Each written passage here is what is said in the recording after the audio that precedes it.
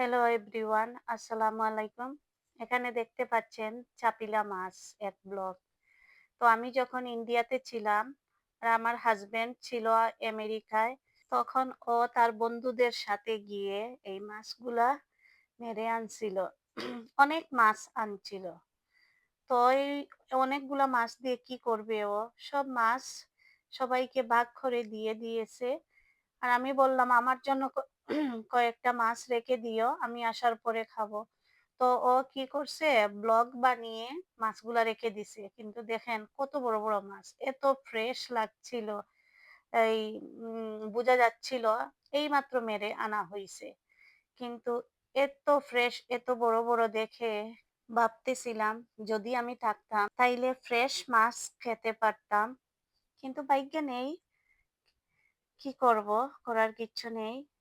তো এইবার যখন সামার আসছে তখন ইনশাল্লাহ আবার ও মাছ মারবে, খেতে পারবো।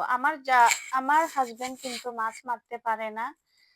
ও ওদের বন্ধুদের সাথে, ওর বন্ধুদের সাথে যায়, গিয়ে মাছ মারে, দেখে শুধু সাথে থাকে। ও মাছ মারতে পারে না, ওর বন্ধুরা মাছ মারে, তখন ও এনজয় করে, মাছ মারা দেখে এনজয় করে।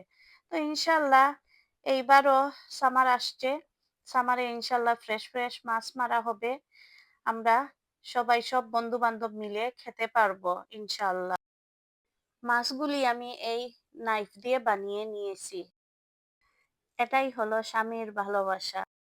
একজন পুরুষ মানুষ হয়ে মাছগুলো যে ব্লগ বানিয়ে আমার জন্য রেখে দিয়েছে,